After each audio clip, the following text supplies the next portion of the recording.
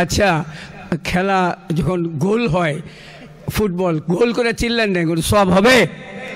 আরে জোরে বলেন, সব হবে? ক্রিকেট খেলায় খুব অনেক কিছু হয়, সব হবে? এই যে এই এক ঝাঁক তারকা, চাঁদ সূরজ, কত কিছু দেখতেছেন।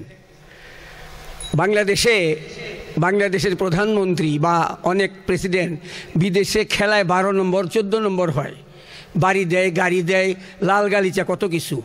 আসলে তো লাল গালিচা পাবে এই কারীরা, কি বলেন?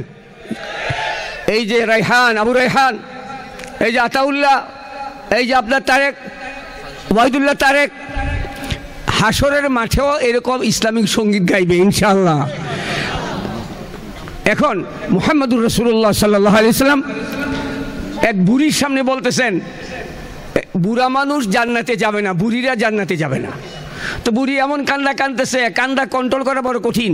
তো বুড়ি, তুমি কান্দা কেন? আপনি নবী তো মিথ্যা কথা বলেন নাই, রাসূল তো কোনোদিন জীবনে মিথ্যা কথা বলেন নেই। আপনি বলতেছেন বুড়িরা জান্নাতে যাবে না। তো হুজুর বলেন, আরে বুড়ি, জান্নাতে গেলে সব জীবন হয়ে যাবে, সুবহানাল্লাহ, কেউ বুড়া বুড়ি থাকবে না।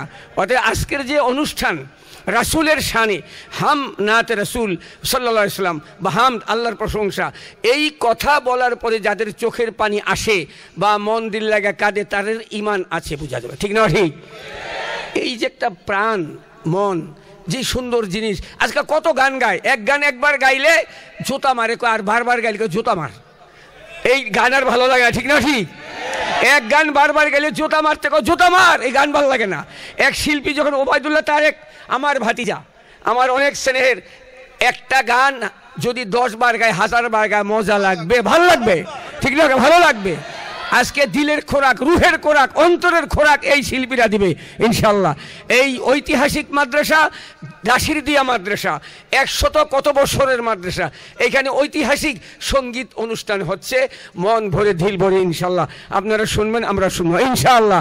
কিছু মাঝে মাঝে একটু সুবহানাল্লাহ, কিছু আল্লাহু আকবার, কিছু ধ্বনি টনি দিয়েন, আর নাই ওই শয়তান তো